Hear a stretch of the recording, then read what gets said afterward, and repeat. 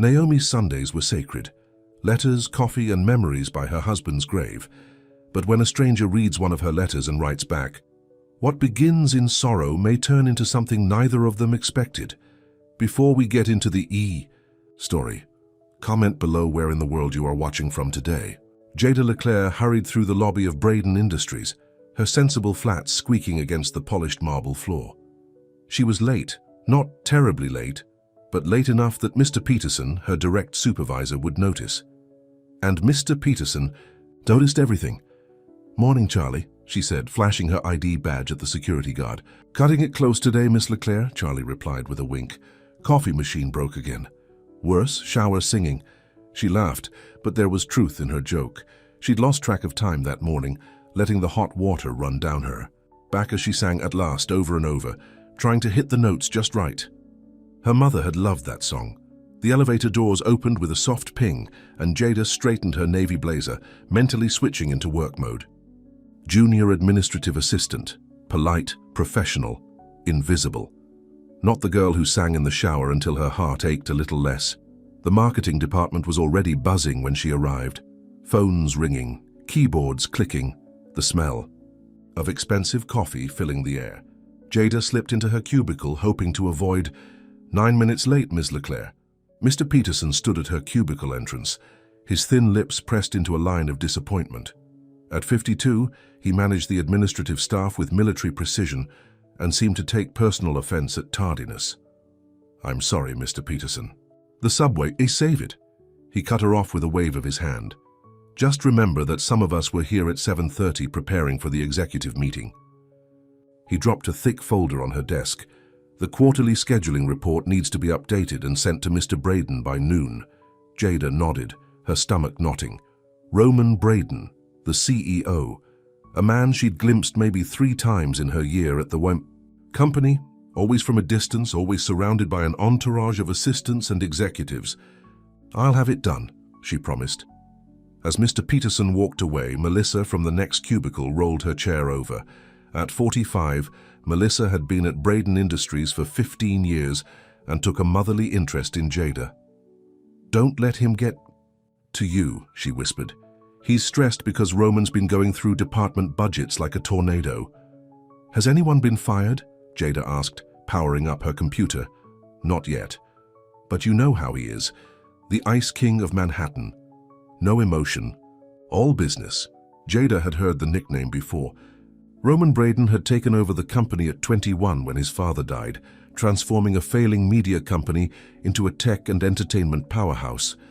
The business magazines called him brilliant. The gossip columns called him cold. His employees called him intimidating. "Well, I'd better get this report done before I'm the first casualty," Jada said, forcing a smile. The morning passed in a blur of spreadsheets and coffee. By 11:45, Jada's eyes burned from staring at her screen, but the report was finished. She saved the file, attached it to an email addressed to Roman Braden, and typed a polite, professional message.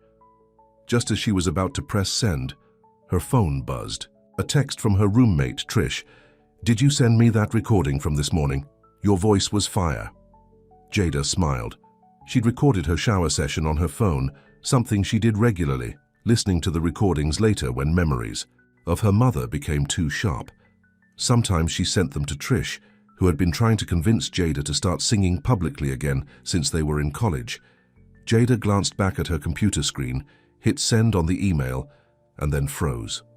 Cold wave of realization washed over her. She had 2 nearly identical files on her desktop, the scheduling report and the voice memo she'd recorded that morning, which she'd transferred to her work computer to send to Trish later. With trembling fingers, she opened her sent email folder and clicked on the message to Roman Braden. There it was. Not quarterly scheduling report PDF, but at lastshower.mp3. "Oh my God," she whispered, her hand flying to her mouth. "Oh my God, no." Melissa rolled over again. "What's wrong? You look like you've seen a ghost." "Worse," Jada said, her voice barely audible. "I just sent the CEO a recording of me singing in the shower instead of the quarterly report." Melissa's eyes widened. "You're joking." "I wish I was." Jada's mind raced through her options. She could send another email with the correct attachment, apologizing profusely. She could call his assistant and explain. She could walk out of the building, change her name, and move to another country. Before she could decide, her email pinged with a new message. From Roman.Braden Industries, Kamjada. Stared at the screen, her heart pounding so loudly she was sure Melissa could hear it. With a deep breath, she clicked to open the message. It was brief, just 2 lines. Cancel my afternoon meeting. Tell her I want to hear that live. Over dinner. Jada read it 3 times, sure she was misunderstanding. What does it say? Melissa asked, trying to peek at the screen. Wordlessly, Jada turned her monitor so Melissa could read it. Holy shit, Melissa breathed. The Ice King wants to have dinner with you. This can't be happening, Jada said. It has to be a joke. Or maybe he's going to fire me in person. For what? Having the voice of an angel? Melissa shook her head. Girl, I just heard the way he wrote that. That is not a firing email.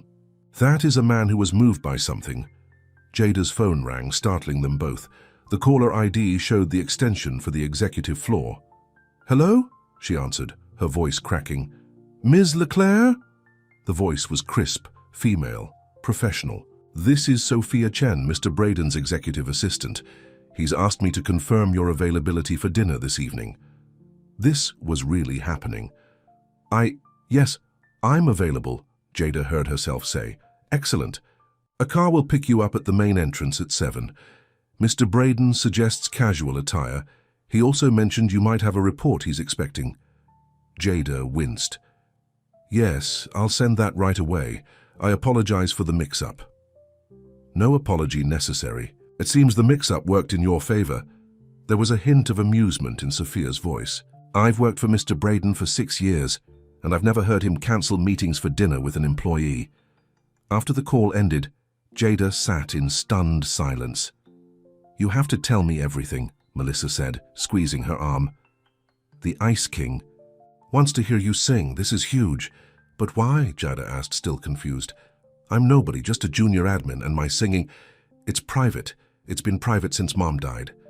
Melissa's expression softened. Maybe that's exactly why. Maybe he heard something real in your voice, something that got through all that ice. The rest of the day passed in a daze. Jada sent the correct report with a brief apology, which received no response. She tried to focus on her work, but her mind kept circling back to the dinner ahead. By 5 o'clock, she was a bundle of nerves. Go home and get ready, Melissa insisted. Wear something nice but comfortable, and remember, he's just a man, not a god. But as Jada left the building, she wasn't sure Melissa was right. Roman Braden wasn't just a man. He was her boss, a billionaire, a legend in the business world. And tonight, for some inexplicable reason, he wanted to hear her sing. In her tiny apartment, Jada stood before her closet, overwhelmed. Trish had already left for her bartending shift, but not before ransacking Jada's wardrobe and laying out 3 options. The blue dress, she had insisted. It brings out your eyes and it's not trying too hard. Jada put on the simple navy wrap, dress, and stared at her reflection. Her dark skin looked warm against the blue fabric, and her curly hair framed her face softly. She looked nice, normal. Not like someone about to have dinner with one of the most powerful men in New York. At 6:55, her phone buzzed with a text, car waiting downstairs. The ride was a blur of city lights and pounding heartbeats. The driver, silent and professional, took her to a part of Manhattan she rarely visited, full of exclusive restaurants and clubs with no signs on their doors. They stopped at an unassuming building with a simple awning that read Blue Note. Mr. Braden is waiting on the roof, the driver said, opening her door. Jada stepped out, smoothing her dress with damp palms. A host greeted her at the door and led her through the dimly lit jazz club, past empty tables. Was the whole place closed? And up a narrow staircase. The roof opened up before her, a magical space strung with tiny lights. Potted trees created intimate corners, and the city skyline glittered all around. In the center was a single table set for 2, and standing beside it, looking out at the view, was Roman Braden. He turned as she approached and Jada's breath caught. The photographs didn't do him justice. Tall and broad-shouldered, with dark hair that curled slightly at his collar, he had the kind of face that commanded attention. Strong jaw, straight nose, eyes so dark they seemed to absorb light. He wore dark jeans and a simple button-down shirt, the sleeves rolled up to reveal tanned forearms. Not a trace of the corporate executive, just a man, waiting. "Miss Leclerc," he said, his voice deeper than she'd expected. "Thank you for coming." Jada swallowed. "I'm not sure I had much choice, Mr. Braden." A smile flickered across his face, transforming it entirely. "Roman, please, and you always have a choice. I apologize if my message seemed like a command rather than an invitation." He pulled out a chair for her, and Jada sat, still feeling like she might be dreaming. "So," she said, gathering her courage, "you wanted to hear me sing?" Roman took the seat across from her, his dark eyes studying her face. "I did. I do. Your voice—" He paused, seeming to search for words. "It woke something up in me." "It was just a shower recording," she said, embarrassed. "Not exactly professional quality. That's precisely why it affected me. It wasn't polished or produced. It was raw. Real." He leaned forward slightly. "You weren't singing for anyone but yourself, were you?" Jada looked down at her hands. "No. I haven't sung for an audience in years." "Why not?" The question was gentle, but it hit a tender spot. Jada wasn't ready to talk about her mother with this stranger, no matter how intently he looked at her. "It's personal," she said simply. Roman nodded, accepting her boundary. "Fair enough. But will you sing for me tonight? Just one song?" Before Jada could answer, a waiter appeared with champagne and appetizers.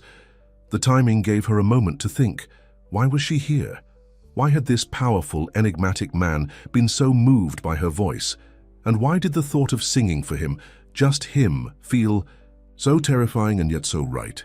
"There's a piano over there," Roman said, nodding toward a corner of the roof where a baby grand piano sat beneath a canopy of lights. "And the club is closed tonight. Just us." "You closed an entire jazz club for this dinner?" Jada asked, surprised. Roman smiled again, and this time it reached his eyes. "I own it. One of my first purchases when I took over the company. A small indulgence." As they ate, Roman asked her questions about her job, her background, her time in New York. Simple conversation, but he listened to her answers with an intensity that made her feel like everything she said mattered. He didn't talk about himself much, deflecting her questions with practiced ease. "You know, you have quite a reputation at the company," Jada said after her second glass of champagne gave her courage. "Do I?" His eyebrow lifted in amusement. "The Ice King of Manhattan. That's what they call you." He laughed, a surprisingly warm sound. "Accurate, I suppose. I'm not known for my emotional displays. And yet you were moved by a shower recording." His expression grew serious. "Music has always been different for me. A separate category." There was something in his voice, a hint of a story untold.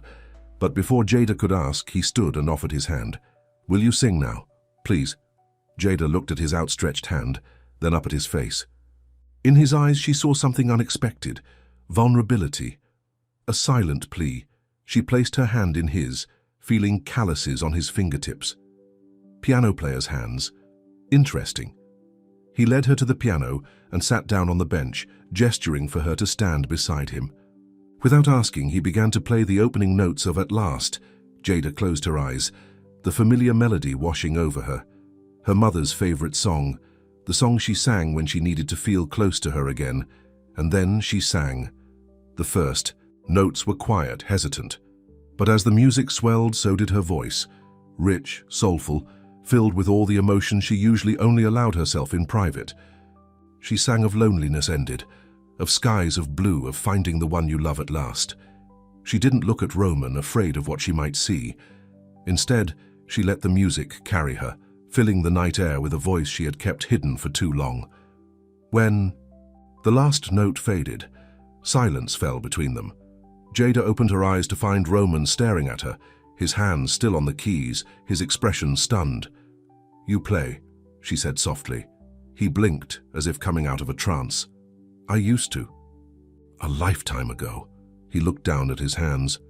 "But your voice, Jada, do you have any idea how extraordinary you are?" The way he said her name, like it was precious, sent a shiver through her. "I'm not," she insisted. "I'm just, don't." His voice was firm. "Don't diminish it. You have a gift." Jada felt tears prick at her eyes and turned away, gazing out at the city lights. "My mother used to say that. She was a singer too, nothing famous, just local clubs and weddings. She's the one who taught me." Roman was quiet for a moment. "Is she the reason you stopped singing publicly?"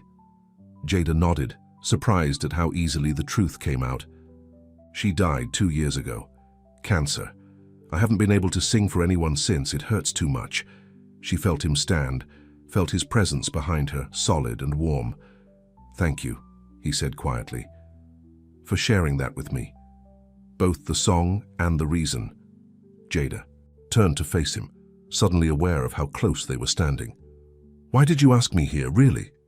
Roman's gaze was steady, intense. "Because when I heard your voice, it cracked something open inside me, something I thought was gone for good." He hesitated, then added, "I haven't written a note of music in 10 years, but listening to you sing this morning, for the first time, in a decade I wanted to." The confession hung between them, unexpected and raw. Jada saw beneath the powerful CEO to the man, one with his own buried dreams, his own private pain. "Will you tell me about it?" she asked. "About your music?" Roman glanced at the piano, then back at her. "Maybe someday. Tonight was about your voice, not my ghost's." As the evening ended and the car took her home, Jada felt as though something had shifted in her world. She had sung again, really sung, and it hadn't broken her. Instead, it had awakened something. And in Roman Braden's eyes, she had seen not her boss, not a billionaire, but a man hearing music that touched him.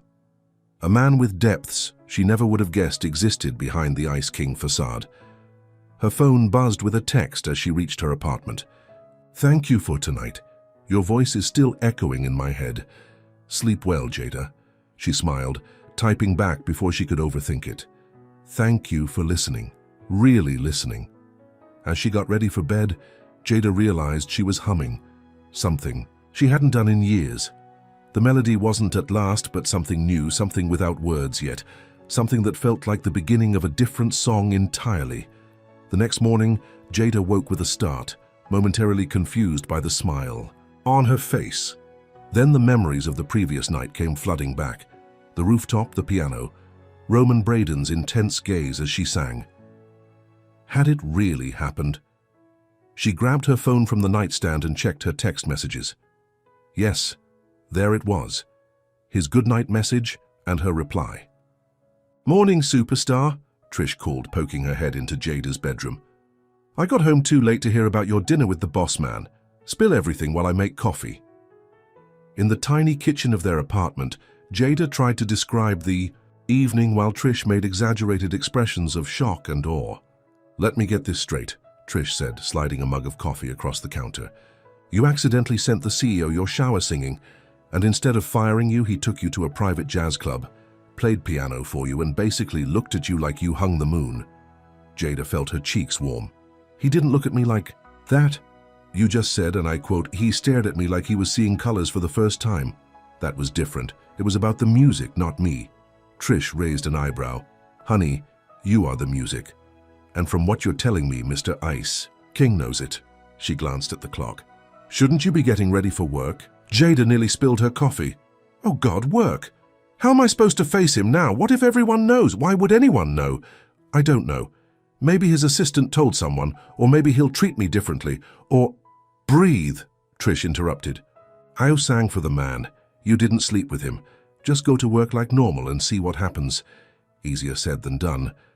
Jada's nerves were on edge as she entered the Braden Industries building. Charlie, the security guard, greeted her as usual, showing no sign that he knew about her dinner with the CEO. So far, so good. The marketing department was its usual busy self, and Jada slipped into her cubicle without fanfare.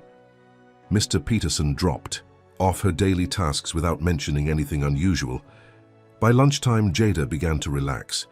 Maybe Roman was being discreet. Maybe last night had been a one-time thing, a brief magical interlude that wouldn't affect her everyday life. Until her desk phone rang. "Jada LeClaire," she answered professionally. Ms. Leclerc, this is Sophia. Chen from Mr. Braden's office.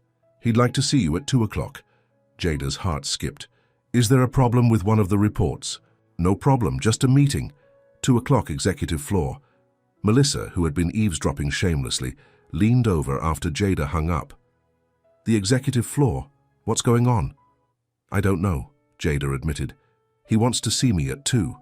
About last night? I guess so. Melissa's eyes widened. What are you going to wear? Jada looked down at her simple black pants and white blouse. This? It's what I always wear to work. No. Come with me. Melissa grabbed her purse. We're going. Shopping on our lunch break. That's ridiculous, Jada protested. I'm not buying a new outfit for a meeting with my boss. But Melissa was already dragging her toward the elevator. Not a new outfit, just a little something to boost your confidence. An hour later, Jada returned to the office with a silk scarf in a vibrant blue that Melissa insisted made her eyes pop and a touch of fresh lipstick. She felt slightly ridiculous, but also strangely more prepared. At 5 minutes to 2, Jada took the executive elevator for the first time. The doors opened onto a floor she'd never seen, all glass and light with spectacular views of the city. Sophia Chen, a sleek woman in her 40s, greeted her with a professional smile. Ms. Leclerc, right on time. Mr. Braden is waiting for you.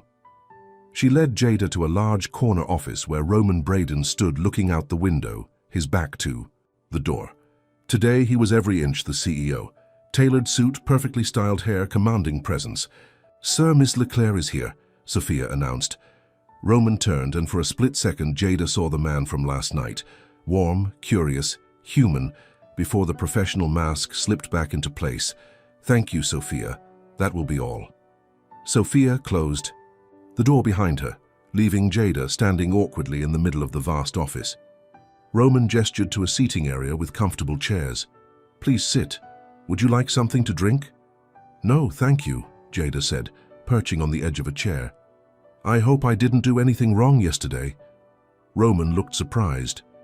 Wrong? Not at all. I asked you here because... He hesitated, seeming uncharacteristically uncertain. I have a proposition for you. Something in his tone made Jada tense. What kind of proposition? A musical one. He sat across from her, leaning forward. I meant what I said last night. Your voice is extraordinary. It deserves to be heard. I told you I don't sing publicly anymore. I understand that, but what if you could record? Privately, at your own pace, when you're ready. His eyes lit up with an enthusiasm that transformed his usually serious face. I have a studio. Top of the line equipment. No pressure, no audience, just you and the music. Jada stared at him, confused. You want me to record for what? For yourself, primarily. But eventually, if you're comfortable, maybe for others to hear. He reached into a drawer and pulled out a folder. I've drawn up a contract. An independent recording deal. Funded. By me personally, not the company. He handed her the folder. Jada opened it with trembling hands and nearly gasped at the figure on the first page. This is crazy. I can't accept this. Why not? Because it's too much, and because... She stopped, gathering her thoughts. Mr. Braden? Roman, he corrected. Roman, we just met. You heard me sing one song. This feels like an overreaction. He smiled slightly. I'm known for making quick decisions when I recognize value. I'm not a business acquisition, Jada said sharply. The smile disappeared. I didn't mean to imply that you were. I apologize if it came across that way. He ran a hand through his hair, a surprisingly human gesture. Look, I'm not good at this, at explaining what music means to me or why your voice... He trailed off, then tried again. When I heard you sing, it was like hearing something I'd been missing for years without knowing it. I want to help your voice find its way into the world, that's all. The sincerity in his voice made Jada soften. I appreciate that, I do, but this is too fast. I need time to think. Of course, he nodded. Take all the time you need. Jada closed the folder and stood. Thank you for the offer. It's incredibly generous. Roman stood as well, towering over her. It's not charity, Jada. It's an investment in something beautiful. Their eyes met, and for a moment, neither spoke. There was a tension between them, something unrelated to contracts, or singing something personal and electric. The moment was broken by Sophia opening the door. "Mr. Braden, your 3 o'clock is here." Jada clutched the folder to her chest. "I should get back to work." "Think about it," Roman said quietly. "Please." Back at her desk, Jada couldn't focus. The contract sat in her bag like a ticking bomb. The amount of money he was offering was life-changing. Enough to pay off her student loans, enough to move to a better apartment, enough to record an album with the best musicians in the city.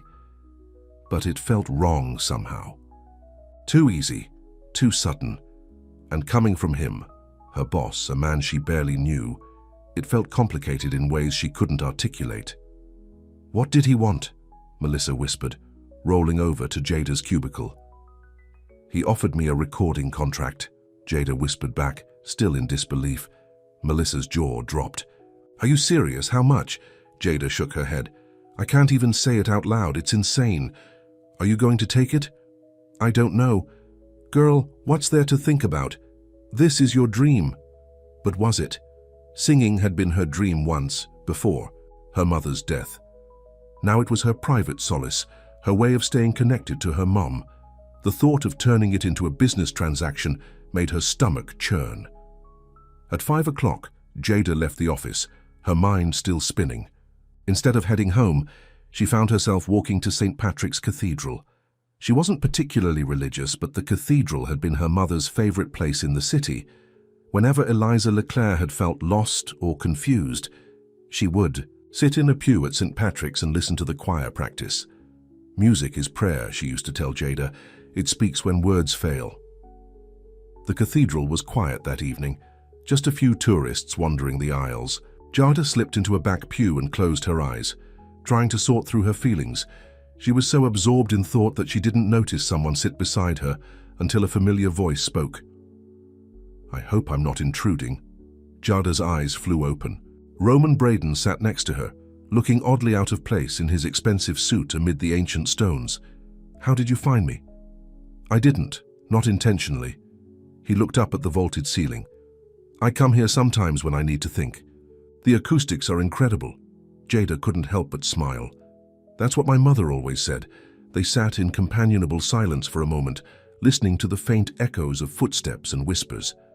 "I think I came on too strong earlier," Roman finally said. "The contract, the money, it wasn't what you needed to hear."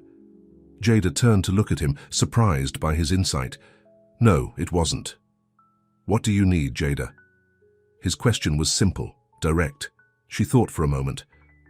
"I need to understand why. Why me? Why now? Why is my voice so important to you?" Roman took a deep breath. "That's a longer conversation. Would you have dinner with me again? Not as your boss, not with a contract on the table, just two people, talking." Jada should have said no, she knew that, but something in his expression, a vulnerability that belied his powerful exterior, made her nod. "Okay, but somewhere normal this time. No private jazz clubs." He smiled, the tension in his shoulders visibly relaxing. "Normal, I can do normal." Normal turned out to be a small Italian restaurant in the village, the kind with checkered tablecloths and candles stuck in wax-covered wine bottles. Jada was surprised when Roman led her there, even more surprised when the elderly owner greeted him by name. "Mr. Roman, so good to see you. Your usual table?" "Thanks, Giuseppe. And some of your house red." As they were seated in a cozy corner booth, Jada raised her eyebrows. "You're a regular here? This doesn't seem like a CEO hangout." "I'm not always a CEO," Roman said, a hint of amusement in his eyes. "My father used to bring me here when I was a kid, before he became what he became." There was a story there, Jada sensed. What did he become? Roman's expression darkened slightly. A man who valued money and power over everything else, including his family, including his son's dreams. Which were? He took a sip of the wine Giuseppe had brought over. "I wanted to compose, film scores specifically. I studied at Juilliard for 2 years before my father fell ill. The company was in trouble and he needed me to step in." "So you gave up music for business?" Roman nodded. "I didn't have a choice. The company employed thousands of people. My father had made bad investments, taken too many risks. Someone had to save it, and my younger sister was still in high school. But you succeeded, Jada said. Braden Industries is huge now. Yes, I turned a failing media company into a tech giant. His voice was flat, without pride. 10 years of my life dedicated to proving I could be what my father never thought I could be. And your music? Roman stared into his wine glass. I stopped. Completely. At first because I didn't have time, then because it hurt too much. Eventually I convinced myself it had been a childish dream. Until you heard me sing, Jada said softly, beginning to understand. He looked up at her, his dark eyes intense. Until I heard you sing, something about your voice, and it woke up that part of me I thought was dead. For the first time in a decade, I sat at my piano last night and wrote something new. The admission hung between them, intimate and raw. Will you play it for me sometime? Jada asked. Only if you sing for me again, she smiled. Maybe. But not for money, Roman. Not with contracts and investments. That's not why I sing. Why do you sing? He asked, genuinely curious. Jada thought about her mother, about the shower recordings, about the private joy and pain of music. To feel connected to my mum, to process emotions I can't put into words. Roman nodded slowly. I understand that, more than you know. As they ate pasta and talked, Jada felt the walls between them. Boss and employee, billionaire and admin assistant beginning to crumble. Roman told her about growing up with a driven, emotionally distant father, about the pressure to succeed, to be perfect, about the music that had been his escape. In turn, Jada shared stories of her mother, a talented singer who had raised her, alone, who had filled their small apartment with music and laughter, who had fought cancer with the same passion she'd brought to her singing. She sounds remarkable, Roman said. I wish I could have heard her. She would have liked you, Jada said, surprising herself with the certainty of it. She always said you could tell a person's character by how they listened to music. You listen completely. The evening passed too quickly. They lingered over tiramisu and coffee, neither wanting the conversation to end. When they finally left the restaurant, the night was cool and clear, the streets of the village lively with people. I'll have a car take you home, Roman said, reaching for his phone. Actually, I'd rather walk a bit if that's okay, Jada said. It's a beautiful night. Roman hesitated, then put his phone away. May I walk with you? They strolled side by side, close but not touching, their conversation flowing easily now. As they passed a small park, the sound of a street musician playing saxophone drifted toward them. Without discussing it, they both veered toward the music. The saxophonist, an older man with grey dreadlocks, played a soulful rendition of Summertime. A small crowd had gathered to listen. Roman and Jada stood at the back, their shoulders just barely touching. When the song ended, Roman dropped a $100 bill into the open saxophone case. The musician's eyes widened and he nodded his thanks. Any requests? He asked. Roman looked at Jada. What do you think? Summertime is perfect, she said. My mother used to sing it to me as a lullaby. As the saxophonist began to play again, Roman turned to Jada. Would you sing just a verse? She shook her head. Not here, too many people. Close your eyes, he suggested. Pretend they're not here. Pretend it's just you in the shower, or just you and me on that rooftop. Jada looked at him, at the earnest expression on his face, and something shifted inside her. She closed her eyes and let the music wash over her. And then, very softly, she began to sing. Just a verse, just a few lines, but her voice blended with the saxophone in perfect harmony, rich and soulful and true. When she opened her eyes, the small crowd was watching her with appreciative smiles. The saxophonist nodded encouragingly, extending the song to let her continue. And she did. She sang the whole song, her voice growing stronger with each note. Not performing, not showing off, just sharing something beautiful with the night air. When the song ended, there was a moment of silence before the crowd broke into applause. Jada felt a rush of emotion. Grief for her mother, yes, but also a forgotten joy. The joy of connecting with strangers through music. Thank you, young lady, the saxophonist said. You just made an old man's night. as they walked away from the park. Jada felt lighter somehow. Roman walked beside her, quiet and thoughtful. "Thank you," she finally said. "For what?" "For pushing me a little. I needed that." He smiled, the streetlights casting shadows on his face. "You have a gift, Jada. I'm not talking about the contract now. That was clumsy of me. I'm just stating a fact. Your voice is a gift, and gifts are meant to be shared." They reached a corner where they would need to head in different directions. "I can get home from here," Jada said. "It's not far." Roman nodded, but he seemed reluctant to leave. "I'd like to see you again. Outside of work." "I'd like that too," Jada admitted. "I have a studio in my apartment. Not for recording, just for playing. Would you come over tomorrow night? No pressure to sing. I'd just like to show you what I've been working on." Jada hesitated. Going to. His home felt like crossing a line, moving from friendship into something more intimate. "Just music," he promised, reading her hesitation. "Nothing else." "Okay," she said. "Just music." He hailed a taxi for her, opening the door with old-fashioned courtesy. Before she got in, he reached for her hand and squeezed it gently. "Good night, Jada." "Good night, Roman." As the taxi pulled away, Jada realized she was humming again. "Summertime," the song she'd just sung in the park. For the first time since her mother died, music felt like joy again, not just a connection to loss. Her phone buzzed with a text from Roman. "Thank you for sharing your voice tonight. Not just the singing, everything you said. Sleep well." Jada smiled, typing back, "Thank you for listening, to both."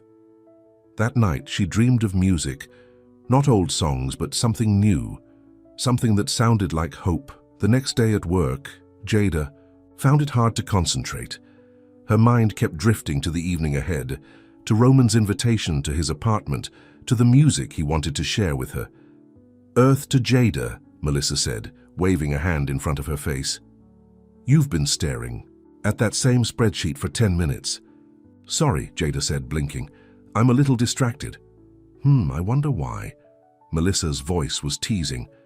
"Could it have anything to do with a certain CEO?" Jada glanced around nervously. "Keep your voice down. Relax. No one's paying attention." Melissa leaned closer. "So, what happened after the meeting yesterday? You've been floating around like you're walking on clouds." Jada hesitated, then decided to confide in her friend. "We had dinner, a real dinner, at this little Italian place, and then we walked in the park and I sang with a street musician." Melissa's eyes widened. "You sang in public? You haven't done that since Mom died." "I know." Jada couldn't help the small smile that curved her lips. "It felt good, really good." "And what about Mr. CEO? Did he enjoy the performance?" The memory of Roman's face as she sang, intent, almost reverent, made Jada's cheeks warm. "Yes, he did." "Oh my God, you're blushing." Melissa clapped her hands together. "You like him, like really like him." "It's not like that," Jada protested, but even to her own ears, the denial sounded weak. "We just connect through music." "Sure, honey, music. Is that what the kids are calling it these days?" "Stop it," Jada said, but she was laughing. "It's complicated. He's my boss, for one thing. Technically, Peterson is your boss. Roman Braden is the big boss, which is different. Not different enough." Jada sighed. "Besides, he's Roman Braden, and I'm just a junior admin assistant." Melissa's expression grew serious. "Don't do that. Don't put yourself down. You're just nothing. You're Jada LeClaire, and you have a voice that apparently made the Ice King melt. Own that." Before Jada could respond, her desk phone rang. It was Sophia Chen again. "Ms. LeClaire, Mr. Braden would like to know if you need a car to bring you to his residence this evening, or if you prefer to meet him there directly." Jada felt Melissa's eyes burning into her. A car would be fine, thank you." "Excellent. It will pick you up at 7 at your apartment.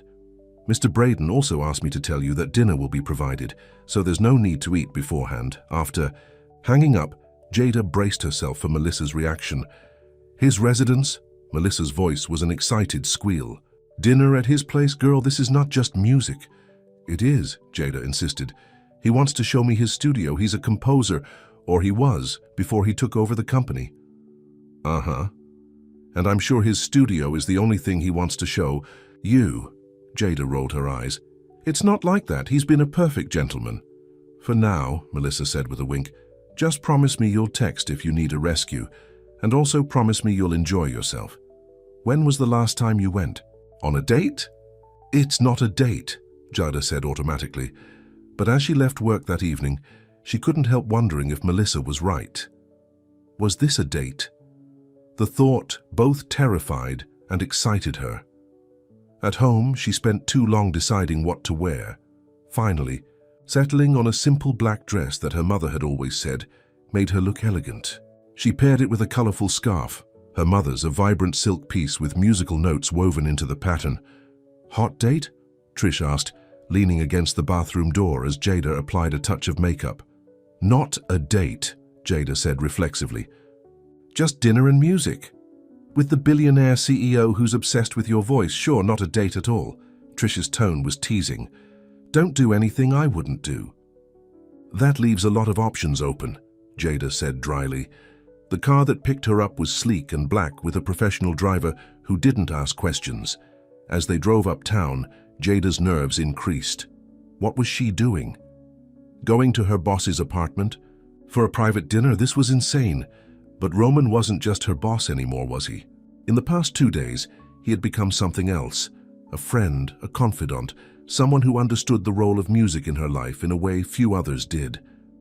The car stopped in front of a modern high-rise in Tribeca. The doorman greeted her by name. Good. Evening, Ms. Leclerc. Mr. Braden is expecting you. Penthouse floor. The private elevator opened directly into an apartment that took Jada's breath away. Floor-to-ceiling windows showcased a panoramic view of the city at sunset, the lights just beginning to twinkle as darkness fell. The space was vast and open, with clean lines and minimalist furniture. But what caught her eye immediately was the grand piano in the center of the room, positioned to face the windows. It was a beautiful instrument, gleaming black with sheet music spread across it. Jada. Roman appeared from what she assumed was the kitchen, wiping his hands on a towel. He wore dark jeans and a simple gray sweater that made him look younger, more approachable. You're right on time. You cook? She asked, surprised. He smiled. Don't sound so shocked, I live alone. It was either learn to cook or survive on takeout. I just assumed, I don't know, that you'd have a chef or something. I do sometimes for parties or business dinners, but for everyday meals, I prefer to cook myself. It's meditative. He gestured toward the kitchen. I hope you like Italian. I'm making my grandmother's lasagna recipe. Sounds perfect, Jada said, relaxing a little. This wasn't what she had expected. Roman Braden in a casual sweater cooking dinner himself. Would you like a tour while the lasagna finishes, he offered. The apartment was beautiful, but surprisingly warm and personal. Art lined the walls, not the cold, expensive pieces she might have expected, but vibrant paintings and photographs. That clearly meant something to him. One wall was entirely dedicated to family photos, Roman as a child with a dark-haired woman who must have been his mother, Roman and a younger girl who looked like him, various family gatherings. For your sister, Jada asked, pointing to a recent photo of Roman with an elegant young woman. Yes, that's Sophia. She's a doctor now, pediatric oncology. That's amazing. You must be proud of her. Roman's expression softened. Incredibly. She's the best of us. Brave, compassionate, brilliant. They moved through the apartment, and Roman showed her a small home gym, a library filled with books, a screening room for films. But he saved the best for last. And this, he said, opening a door at the end of the hall, is my studio. The room was a musician's dream. Soundproofed walls, state-of-the-art equipment, instruments of all kinds. A second piano, smaller than the one in the living room, but just as beautiful. Guitars hanging on the wall. A small drum set in the corner. You play all these? Jada asked, impressed. Some better than others. Piano is my primary instrument, but I can make my way around most of them well enough to compose. Jada ran her fingers over the piano keys, not pressing hard enough to make a sound. This is incredible, Roman. Do you come in here often? His expression grew more serious. Not for years, until the night after I heard your voice. Their eyes met, and Jada felt that now familiar connection between them, a shared understanding of what music meant, what it could do to a person's soul. The moment was broken by a timer going off in the kitchen. "That's dinner," Roman said. "Shall we eat?" The lasagna was delicious, served with a salad and crusty bread. Roman opened a bottle of red wine, and they ate at a small table near the windows, the city spread out below them. "So," Jada said after, they'd talked comfortably about work and New York and favorite restaurants for a while. "You said you wrote something new after hearing me sing." Roman nodded, a hint of vulnerability crossing his face. "I did. It's not finished yet, but I'd like to play it for you, after dinner." "I'd like that." They finished eating, and Jada insisted on helping with the dishes. There was something surreal about standing in Roman Braden's kitchen, drying plates as he washed them, their conversation flowing easily. He told her about his early days at Juilliard, about the teachers who had influenced him, about the first film score he'd written for a student film. "What happened to the student?" Jada asked. "The filmmaker?" "Lucas. He's a big-time director. Now we keep in touch. He still asks me to score his films sometimes, and you always say no." Roman handed her the last plate. "Until now, yes." The implication hung in the air between them. "Until now. Until you." They moved to the living room, where Roman sat at the grand piano. Jada stood near him, watching as his fingers hovered over the keys. "It's been a long time since I played for anyone," he admitted. "I know the feeling," Jada said softly. Roman took a deep breath and began to play. The melody was haunting, beautiful, starting softly, almost tentatively, then building in complexity and emotion. Jada closed her eyes, letting the music wash over her. It felt like a conversation, like a story being told in notes instead of words. When the last notes faded, she opened her eyes to find Roman watching her, his expression vulnerable.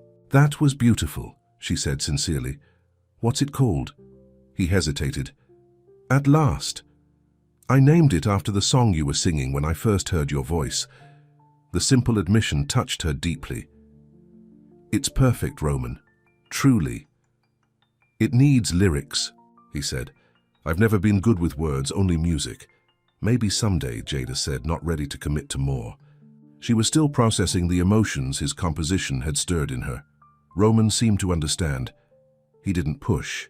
Instead, he played another piece, something classical that Jada recognized as Chopin. His fingers moved over the keys with practiced ease, the music flowing from him naturally. As he played, Jada wandered to the windows, looking out at the city lights. It was a clear night, and she could see stars despite the city's glow. "My mother used to say that music is like starlight," she said when Roman finished playing. "It travels across time and space to reach us, and even when the source is gone, the light, the music remains." Roman joined her at the window.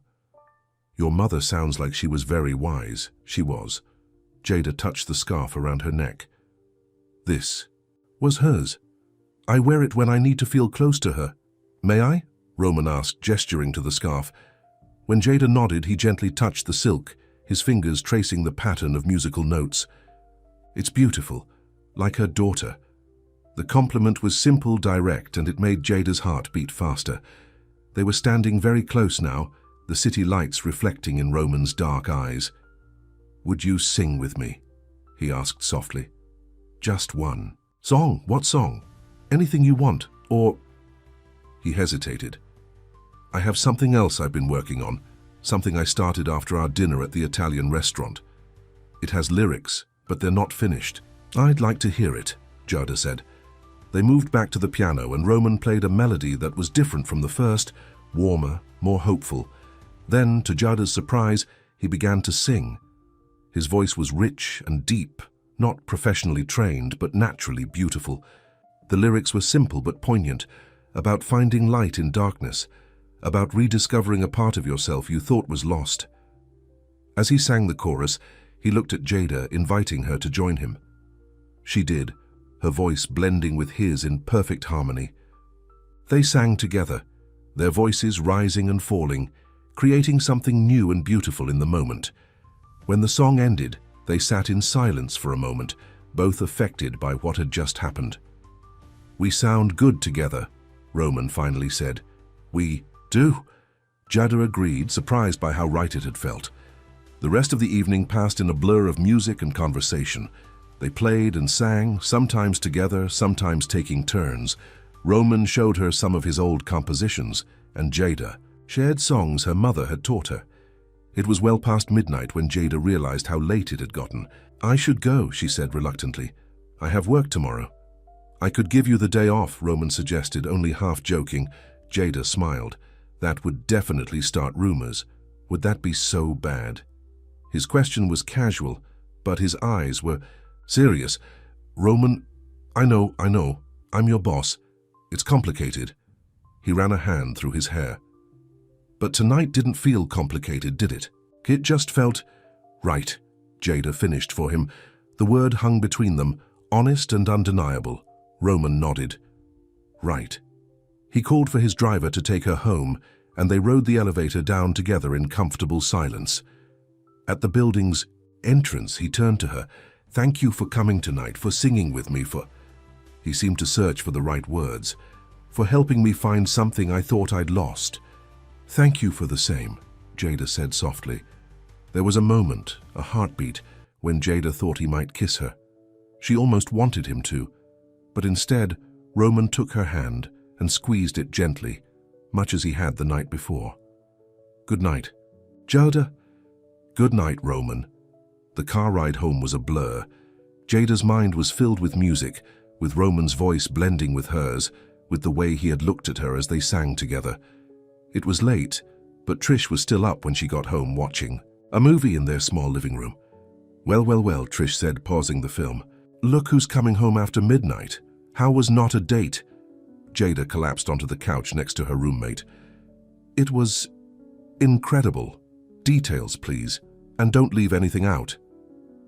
Jada described the evening, the apartment, the dinner, the music they had shared. "So let me get this straight," Trish said when she finished. "You had a romantic dinner in his penthouse, sang love songs together, and he still didn't kiss you. What is wrong with this man?" "He's being respectful," Jada said, "because of the work situation. Or he's not interested in you that way," Trish suggested. Jada thought about the way Roman had looked at her as they sang, the way his hand had lingered on hers. "No, I think he is, but he's being careful." "Well, careful is boring. Make a move." "Girl, it's not that simple." "It never is," Trish sighed, "but sometimes you have to take a risk for the things that matter." Jada went to bed with Trish's words echoing in her mind. Was Roman something that mattered? Someone worth taking a risk for? They barely knew each other, and yet she felt as though they had connected on a level deeper than most relationships she'd had. The next morning, she was surprised to find a package waiting for her at the front desk of her apartment building. Inside was a simple silver flash drive with a note, "Some memories from last night. R." At work, Jada waited until her lunch break, then plugged the flash drive into her computer and put on her headphones. What she heard made her breath catch. Roman had recorded their impromptu duet from the night before, their voices blending together, his piano accompaniment underneath. The quality was professional, the sound rich and full. He must have had recording equipment set up in his living room without her noticing. As she listened, Jada felt tears spring to her eyes. It sounded beautiful, not perfect, not polished, but real and emotional and alive, like the shower recording that had started it all, but better because they were making music together. At the end of the recording, Roman had added something, a few seconds of his voice alone. "Thank you for helping me find my music again," he said simply. "I hope we can make more together."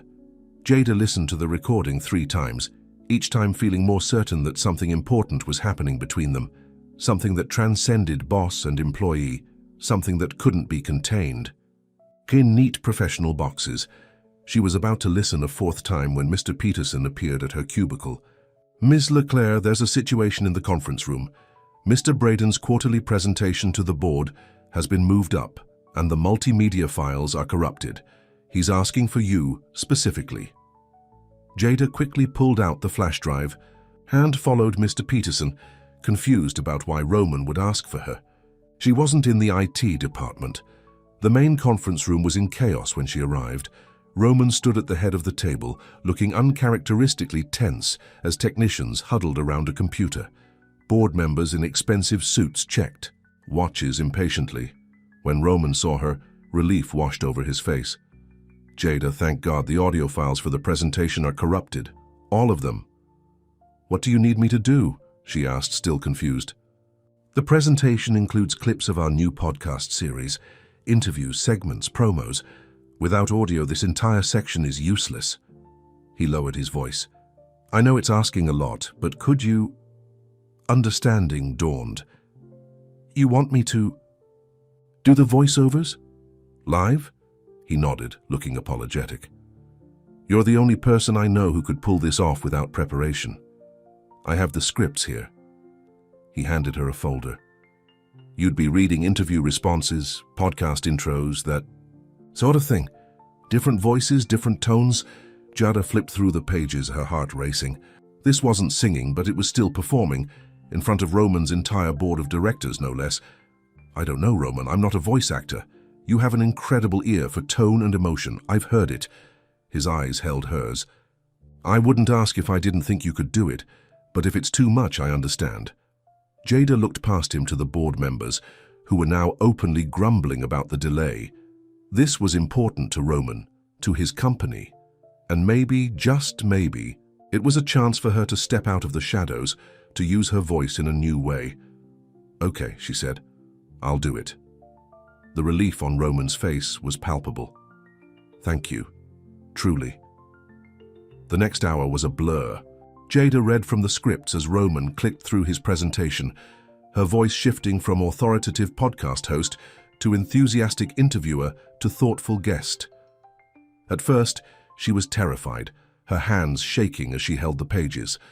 But as she continued, something clicked into place. This wasn't so different from singing, really. It was about conveying emotion, telling a story, connecting with listeners. When the presentation ended, the board members applauded, not just for Roman, but for her. Several came up afterward to compliment her voice, to ask if she was a professional voice actor. "Not yet," Roman answered for her, a proud smile on his face. "But she should be." As the board members filed out, Roman touched Jada's elbow gently. "You were amazing. I can't thank you enough." "It was actually fun," Jada admitted, surprised to find it was true. "You're a natural." Roman's expression grew thoughtful. No, we're launching a new podcast division next quarter. We'll need voice talent, producers, creative directors." Jada felt a spark of excitement, followed quickly by uncertainty. "Are you offering me a job?" Not offering, suggesting a possibility. Roman was careful with his words. "Your talent is wasted in administrative work, Jada. You know that, I know that. Today just proved it to the entire board." Before she could respond, Sophia appeared at the door. "Mr. Braden, your next meeting is waiting." Roman nodded. "We'll talk more about this later. Dinner tonight?" "I can't tonight," Jada said. "I promised Trish I'd go to her bartending competition." "Tomorrow, then." "Tomorrow," Jada agreed. As she walked back to her cubicle, Jada's mind was spinning. A job in the podcast division, using her voice professionally but not as a singer. It was something she had never considered. But now that Roman had planted the seed, she couldn't stop thinking about it. And then there was Roman himself. The way he had looked at her when she finished the presentation, with pride, yes, but with something else too. Something that made her heart race and her breath catch. Melissa was waiting at her desk, practically bouncing with curiosity. "So? What happened? Why did the big boss need you specifically?" Jada told her about the corrupted files, about doing the voiceover work on the fly. "And you killed it, obviously," Melissa said. "I told you that voice of yours was special." "It felt good," Jada admitted. "Really good. Using my voice again, even if it wasn't singing." "And what did Mr. CEO think of your performance?" "He was pleased." Jada felt herself blushing at the memory of Roman's proud smile. He mentioned something about the new podcast division. Melissa's eyes widened. He's offering you a job? A real job, not just admin work? He suggested it might be a possibility. Girl, Melissa clapped her hands together. This is huge. A career using your voice, plus working directly with the hot boss you're definitely not dating. It's perfect. Jada shook her head, but she was smiling. It's not that simple. It never is, Melissa echoed Trish's words from the night before. But sometimes the complicated things are the ones most worth pursuing. For the rest of the day, Jada couldn't stop thinking about possibilities, about using her voice professionally, about working more closely with Roman, about taking risks and stepping into the unknown. That night, as she watched Trish compete in the bartending competition, her phone buzzed with a text from Roman. I can't stop thinking about how amazing you were today. Your voice brings everything to life. Presentations, songs, me. The simple honesty of the message made her heart swell. She texted back, "Thank you for believing in my voice before I did." His response came quickly. It's easy to believe in something so beautiful. I'm writing again tonight, something new, thinking of you with every note. Jada hugged the phone to her chest, a smile spreading across her face. Something was happening between them, something real and unexpected, and potentially complicated. But, for the first time in years, Jada found herself embracing the complications, looking forward to the unknown, excited about possibilities, all because of a voice memo she hadn't meant to share. The next few weeks passed in a whirlwind of work days and music-filled evenings. Jada and Roman fell into a routine of sorts, dinner together 3 or 4 times a week, followed by hours in his studio or at his piano, creating music together. Roman was composing again, producing more work in those weeks than he had in the previous decade. Jada found herself writing lyrics to his melodies, her words flowing naturally with his music. They recorded their sessions, building a collection of songs that existed just for them. At work, they maintained a professional distance. Jada still reported to Mr. Peterson, still performed her administrative duties, but rumors began to circulate. People noticed how the CEO would seek her out in meetings, how his eyes would follow her across a room. You need to be careful, Melissa warned one afternoon. Harrison from accounting says Roman turned down a dinner with the mayor to attend the department mixer where you were presenting. That doesn't mean anything, Jada protested, though her heart skipped at the thought. It means everything. People are talking. The rumors didn't bother Jada as much as they should have. What bothered her was the uncertainty of what was happening between her and Roman. They hadn't put a name to it. They hadn't crossed the line from friendship to something more. But every evening spent at his piano, their voices blending, their creativity intertwining, pulled them closer together. And then there was the matter of her career. Roman had mentioned the podcast division several more times, had even introduced her to the executive who would be heading it. Just an informational meeting, he had said. No pressure, but Jada had left that meeting with her head spinning with possibilities. Voice work, creative direction, producing. A real career using her voice, not just filing reports and scheduling. Meetings. You'd be perfect for it, Roman told her after the meeting. But it has to be your decision. That was the thing about Roman. He never pushed. Whether it was singing or career opportunities or their relationship, he always gave her space to decide, to choose her own path. It was a Thursday evening when everything changed. Jada arrived at Roman's apartment for their now usual dinner and music session to find him pacing in the living room, excitement radiating from him. "What's going on?" she asked, hanging her coat in the closet, a casual gesture that spoke to how comfortable she had become in his space. "Lucas called," Roman said, his eyes bright. "The filmmaker I told you about from Juilliard." "I remember. He's working on a new project, an independent film about a jazz singer in the 1960s who loses her voice, then finds it again through an unexpected connection." Roman ran a hand through his hair, a gesture Jada now recognized as a sign of nervous energy. "He wants me to compose the score." "Roman, that's amazing!" Jada crossed the room to him, genuinely thrilled. "What did you say?" "I said yes." His smile was both excited and terrified. It feels right. For the first time in years, it feels right. Without thinking, Jada threw her arms around him in a congratulatory hug. Roman stiffened for a moment, surprised, then wrapped his arms around her waist, holding her close. It was the first time they had embraced. The contact sent a rush of warmth through Jada's body. She pulled back slightly, suddenly aware of how close they were, of his hands still resting lightly on her waist. Their eyes met, and the air between them seemed to crackle with unspoken feelings. "I couldn't have done this without you," Roman said softly. "You know that, right? You brought music back into my life." "You did the same for me," Jada replied, her voice barely above a whisper. Roman's gaze dropped to her lips, then back to her eyes. He leaned forward slightly, hesitant, giving her every opportunity to pull away. Jada didn't pull away. Instead, she closed the distance between them, pressing her lips gently to his. The kiss was soft, tentative at first, then deepening as Roman pulled her closer. Jada's heart raced, her body humming like a perfectly tuned instrument. When they finally broke apart, they were both breathless. "I've been wanting to do that for weeks," Roman admitted, his forehead resting against hers. "What took you so long?" Jada asked, smiling. "I didn't want to complicate things. I'm still your boss, technically." "Things were already complicated," Jada said, "from the moment I accidentally sent you that recording." Roman laughed softly. "Best mistake anyone ever made." The evening took on a dreamlike quality after that. They still had dinner, still played music together, but now there were casual touches, lingering glances, moments when music gave way to kisses. It felt right, natural, as if they had been moving toward this moment from the beginning. Until Roman's phone rang just as they were finishing a new song. "It's Lucas," he said, glancing at the screen.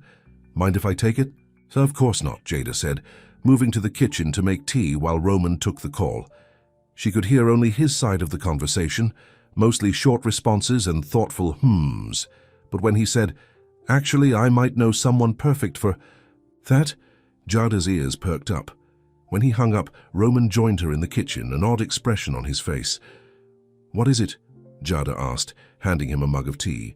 "Lucas is having trouble casting the female lead for the film, the jazz singer. The actress they hired had to drop out, and they start shooting in 3 weeks." He took a deep breath. "I told him about you." "About me?" Jada nearly dropped her mug. "For what?" "For the role. He needs someone who can really sing jazz, who has that raw emotional quality." Roman's eyes were bright with excitement. "He wants to hear you sing. Tomorrow, he's flying in specifically for it." Jada set down her mug carefully. "Roman, I'm not an actress. I've never been in a film. Neither had Lady Gaga before A Star Is Born, or Jennifer Hudson before Dreamgirls." He took her hands in his. "The character's story is about finding her voice again after loss. Sound familiar?" It did, too familiar. Jada pulled her hands away, a sudden uneasiness settling over her. "This is too much," she said. "First the recording. Contract, then the podcast division, now a film role. It feels like what? Like you're trying to fix me, like I'm your project." The words came out sharper than she intended, but once they started, she couldn't stop. "Is that what this is about?" The brilliant CEO discovering the hidden talent of the admin assistant, molding her into something worthy of him? Roman stepped back as if she'd slapped him. "Jada, no, that's not, isn't it?" She wrapped her arms around herself, suddenly cold. "Ever since you heard that recording, you've been trying to change my life. But maybe I liked my life the way it was." "Did you?" Roman's voice was quiet but intense. "Working a job that doesn't challenge you, hiding your gift from the world. That was my choice to make, not yours." The hurt in Roman's eyes was evident, but so was a flash of frustration. "I've never forced you to do anything. I've only offered opportunities. Opportunities that would reshape me into what? Your protege?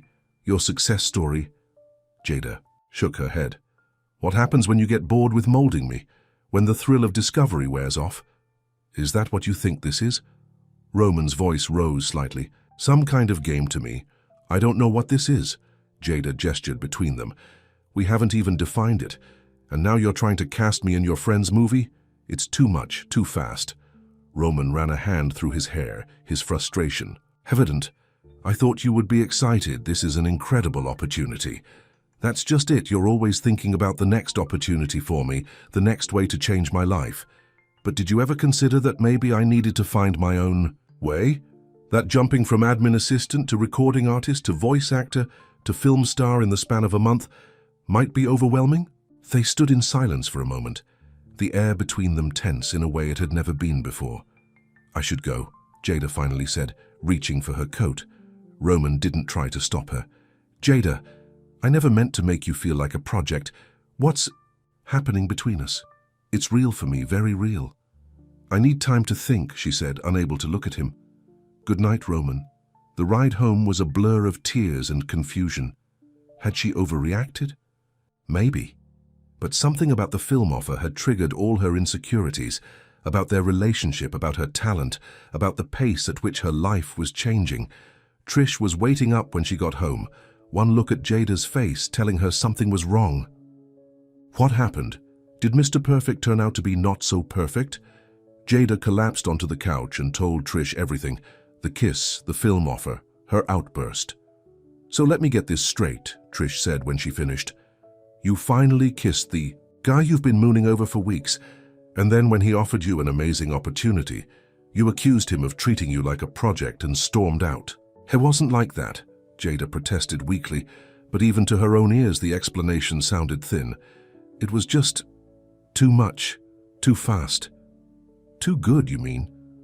Trish's voice was gentle but firm. Jada, ever since your mom died, you've been hiding. From opportunities, from connections, from life. Maybe it's time to stop hiding. I'm not hiding, I'm being cautious. There's cautious and then there's scared. Which one are you? The question hung in the air between them, uncomfortably true. Jada didn't sleep much that night, her mind replaying the evening over and over. By morning, she wasn't sure if she had been right to pull back or if she had sabotaged something precious, out of fear. Work was awkward. Roman wasn't in the office. In meetings off-site, Sophia informed her when she asked. Jada tried to focus on her tasks, but her mind kept drifting to the night before, to the kiss, to the hurt in Roman's eyes when she had accused him of treating her like a project. Had that been fair? He had offered her opportunities, yes, but he had never forced her to take them. He had been supportive, encouraging, but always respected her choices. And what about the kiss? The connection they had built through music. Was she willing to walk away from that because she was afraid of how quickly things were moving? By the end of the day, Jada had made up her mind. She would talk to Roman, apologize for her overreaction, explain her fears more calmly. They could slow things down, set some boundaries, but she didn't want to lose what they had started to build together. But when she texted him, there was no reply. When she called, it went straight to voicemail. He's probably busy with Lucas, Melissa suggested when she saw Jada checking her phone for the 10th time. Film stuff, you know. Probably, Jada agreed, trying to ignore the knot of worry in her stomach. 3 days passed without a word from Roman. No texts, no calls, no appearances at the office. Jada fluctuated between worry, anger, and regret. Had she ruined everything?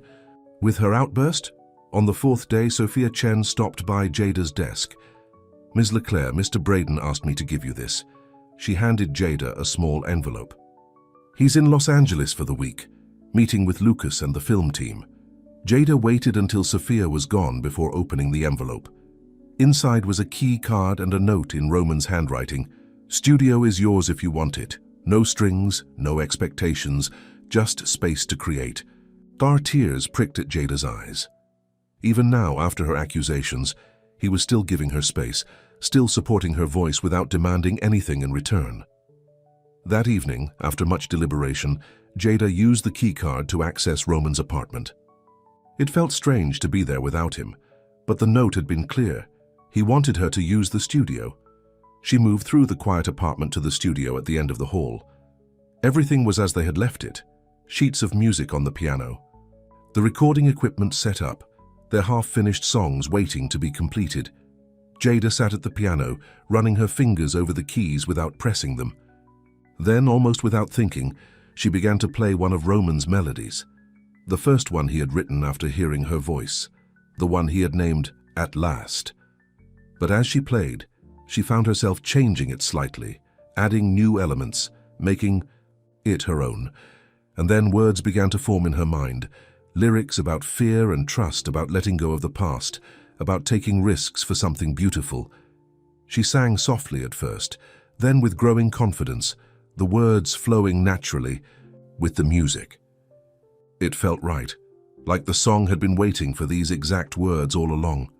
Without overthinking it, Jada pressed the record button on the equipment they had set up.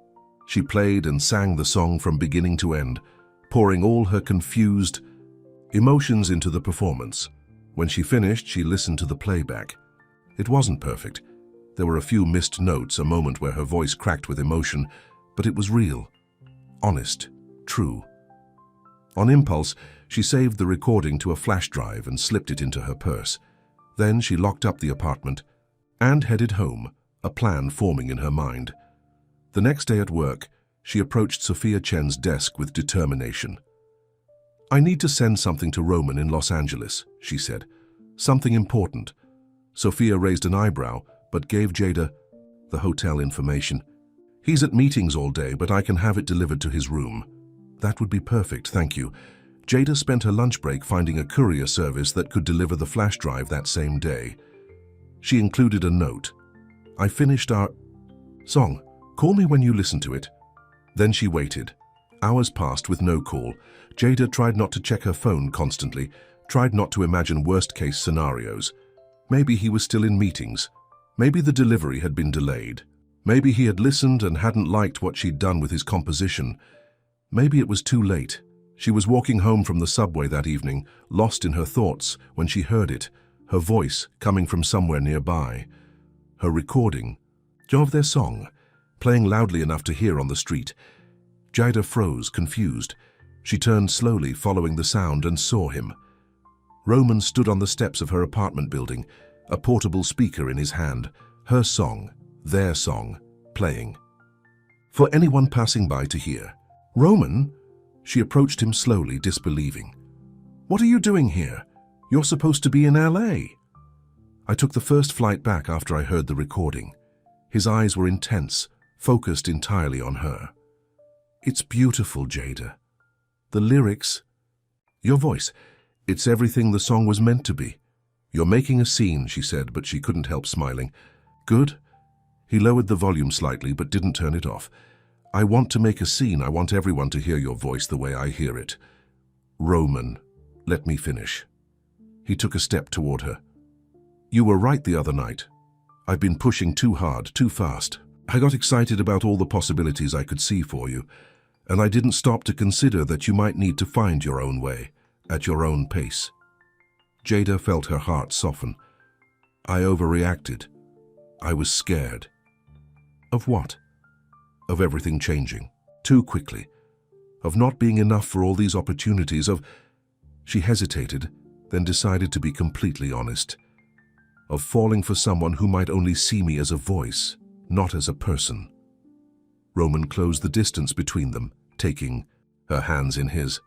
"Jada, your voice is what made me notice you. But it's you, your strength, your heart, your soul, that made me fall in love with you." The words hung in the air between them, unexpected and perfect. "You love me?" Jada asked softly. "I do, and I promise. No more pushing, no more grand plans. We'll figure out what's next together, at whatever pace feels right." Jada felt tears prick at her eyes. "I'm sorry I ran away.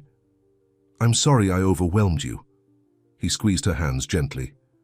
"Can we start again? Just us making music together, seeing where it leads." In answer, Jada reached up and kissed him, not caring who might see. When they broke apart, they were both smiling. "Does this mean you forgive me for playing your song on a public street?" Roman asked, his eyes twinkling. "Only if you turn it off before my neighbors complain," Jada laughed. Roman obliged, turning off the speaker. "So, what happens now?" "Now we go upstairs, and I make us dinner in my tiny kitchen, and we talk about what we both want, for us, for the music, for everything." "I'd like that." Roman tucked a strand of hair behind her ear, his touch gentle. And maybe afterward, you can sing for me. Just for me. I'd like that too, Jada said softly. As they walked into her building together, Jada felt a sense of rightness settle over her. There were still questions to answer, details to figure out about work, about the podcast division, about Lucas's film offer, but those were conversations for later. For now, it was enough to know that Roman loved her for herself, not just her voice. That they would move forward together, creating something beautiful at their own pace. 6 months later, Jada stood in the sound booth of Roman's newly renovated studio, no longer in his apartment, but in a proper commercial space in Brooklyn. She adjusted her headphones, taking a deep breath as the instrumental track began to play in her ears. Through the glass, she could see Roman at the mixing board, his focus intense as he listened to the playback. Beside him sat Lucas, the director, nodding appreciatively. Jada had eventually agreed to sing for Lucas, but not to audition for his film. Instead, she was recording the soundtrack, her voice bringing to life the emotions of a character played by an established actress. It was the perfect compromise, allowing her to be part of the project without the pressure of a starring role. And it wasn't the only change in her life. 3 months ago, she had accepted a position as creative director for Braden Industries' new podcast division. The job allowed her to use her voice in multiple ways, sometimes narrating, sometimes directing others, always creating something meaningful. She still reported to the board, but not directly to Roman, a boundary they had both agreed was necessary. At work, they maintained a professional relationship. After hours, they were partners in every sense, sharing music, sharing dreams, sharing a life they were building together. As the track reached her cue point, Jada began to sing the title song for Lucas's film, composed by Roman, lyrics by Jada. It told the story of a woman finding her voice again after loss, a theme that resonated deeply with both of them. When she finished the take, she looked through the glass to see both men on their feet, applauding. Roman's face shone with pride and love. That was perfect, his voice came through her headphones. One more for safety? Jada nodded, smiling. One more take, one more song, one more chance to share her voice, not just with Roman, but with the world. Later that evening, as they walked hand in hand along the Brooklyn waterfront, Roman brought up a subject they had been discussing for weeks. Have you thought more about the benefit concert? No pressure, but the foundation really needs an answer by Friday. The Maria Leclerc Foundation for Music Education, named for Jada's mother, had been Roman's idea, but Jada had embraced it wholeheartedly. A non-profit dedicated to bringing music education to underserved communities. It combined her love of music with her desire to honor her mother's memory. The foundation was organizing its first benefit concert, and everyone involved wanted Jada to perform. It would be her first public performance since her mother died, a step she had been hesitant to take. I have, Jada said, squeezing his hand. I'm going to do it. Roman stopped walking, turning to face her. Are you sure? I meant what I said. No pressure, I'm sure. Jada smiled, feeling a certainty that had been building for months. It's time. Mom would want me to sing again, not just in the studio or in the shower, but for people who need to hear music, to feel connected, to remember they're not alone. Roman pulled her close, pressing a kiss to her forehead. She would be so proud of you. I certainly am. I'll need you there, Jada said, backstage at the piano. I can't do it without you. You, good, Roman said with absolute confidence, but you don't have to. I'll be right beside you every note of the way. As they continued their walk, Jada found herself humming softly, a new melody, something that had been forming in her mind for days. A song about accidental beginnings, about voices shared and hearts opened, about finding your way back to the music that makes you whole. New song? Roman asked, recognizing the creative look in her eyes. Maybe, Jada smiled, something about a voice I didn't mean to share. I like it already, Roman said, pulling her close as the sun set over the Brooklyn Bridge. Sing it for me? And there on the waterfront, with the city lights beginning to twinkle around them, Jada sang, her voice carrying across the water, strong and clear and unafraid, a voice meant to be shared after all. The end.